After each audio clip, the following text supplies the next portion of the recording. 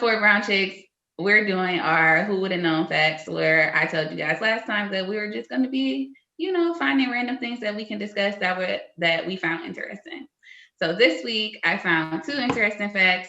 So the first one I wanted to talk about, it says that drama lowers IQ. Therefore, intelligent men and women don't have many friends. They're very selective and they keep a small circle. Now, I would like to think of myself as an intelligent person. However, my circle is not even really that small. I actually have a couple different circles. But I also feel like my circles aren't drama filled. So maybe that's the difference. But what do you guys think about that statement? Well, I'll start by saying from personal experience. So I know a lot of people, and I feel like I have networked with a lot of people because I've worked a ton of different type of jobs and stuff like that.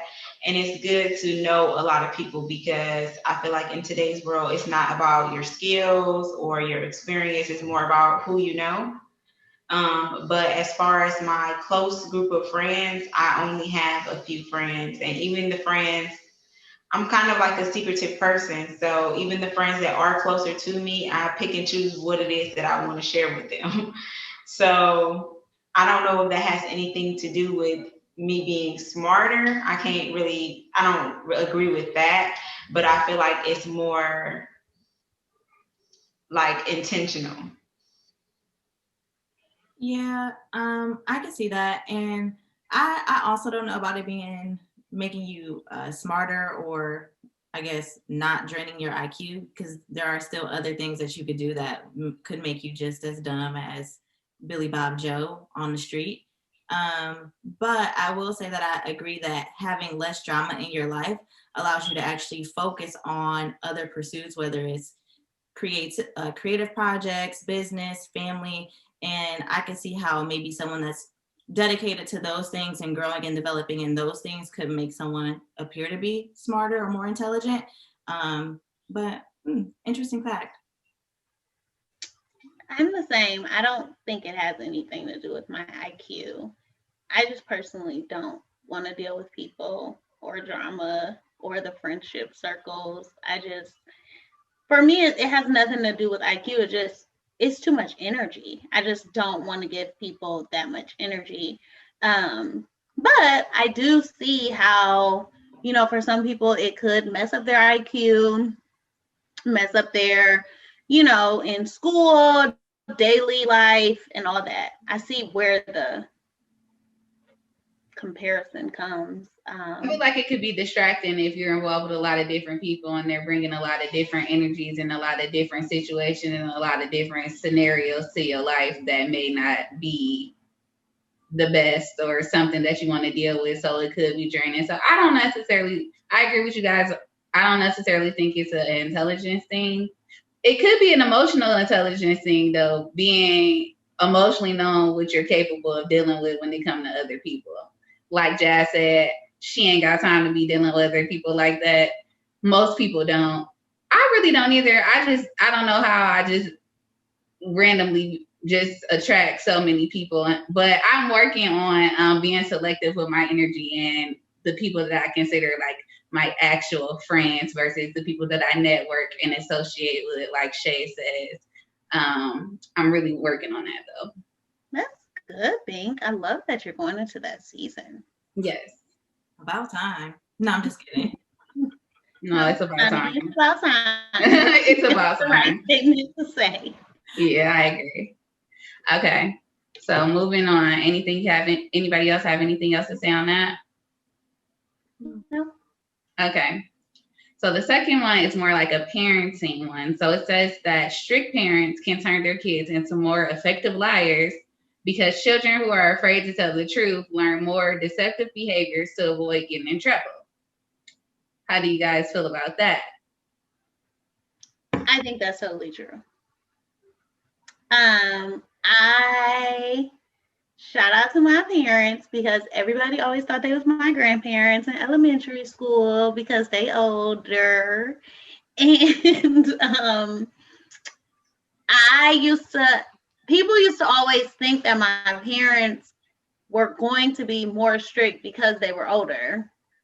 But in all actuality, in most of my friend circles, it was the total opposite. And so I was kind of able to watch them, with their strict parents, just lie about everything because they weren't able to do anything. And then it's like, as they got older, they would lie about stuff and they'd be like, you do know, like, you've grown now. Like, you don't even have to lie about it. Like, just do it. But I think it's that there was no open communication to begin with. And I think that sometimes parents need to realize there's a difference between being strict and just not allowing your children to have any open lines of communication, because I think that's what it all draws down to. Agreed. I also just wanted to piggyback. Me and Jasmine have been friends since we were 5 years old. I remember this one time she was like, I'm just not giving my parents my report card. And I was like, what you mean you not giving it to them? She's like, they're not going to ask. I'm like, they're not going to ask. Like, what do you mean? They didn't ask. She's like, yeah, I'm just going to get it out the mail and then that'll be that. And I was just like shocked, like, what do you mean her parents are going to ask for her grades? My mother is like at the door, like, they said that the report cards are coming out on the 24th. Where's the report card? Jasmine like, oh yeah, I ain't even worried about it. They ain't even gonna ask. So that could definitely tell you. Ask, I would just give a verbal, I got this, this, and this, and that'll be that on that. I turned out great. Well, I don't feel like I had strict parents, and I also don't feel like I'm a strict parent. I feel like I have a very open relationship with my daughter. We have a very open line of communication. I don't parent her. I try not to parent her from a place of authority. So, I mean, I just feel like my whole parenting style is different. She's not gonna lie to me because we very honest. So I can't relate because I'm not a strict parent. Is basically what I'm trying to say. Well, I came from a very strict household. Like, my mom really didn't let me do anything. She had a close eye out on me. So I feel like strict parenting is actually toxic to a certain point. I feel like it stunts your kids' development and growth. I feel like parents that are strict is not just limited to like you being able to go things or have like certain types of fun. It's more like even strict along the lines of, this is what you need to be doing. I want you to go to college. I want you to do this. Like, really just trying to control your children's life. And I think that's so toxic because basically you're enabling them to not like just go for it in life, to have a strict plan. And I think that really messed me up growing up. So the way I parent my kids is a solid detachment parenting, which means that I trust them to make the decisions for themselves. It's like I'm watching them grow and develop into themselves. And I'm just encouraging in them to do the things that they want to do and the things that make them happy. And I don't have any expectations for them of who I think they should be as people. Yeah, I definitely agree that there is some truth to that fun fact. And as someone who, I can't speak for everyone, but at least me growing up, my parents were heavy in the church. And a lot of the times, myself included, and like the preacher's kids, we were probably some of the sneakiest and most conniving little things out there because our parents were not, and they weren't just involved, but they were like strict. I think there's a difference between, to Jazz and Shay's point, being strict and then being just like involved and like in the know of what your child is doing.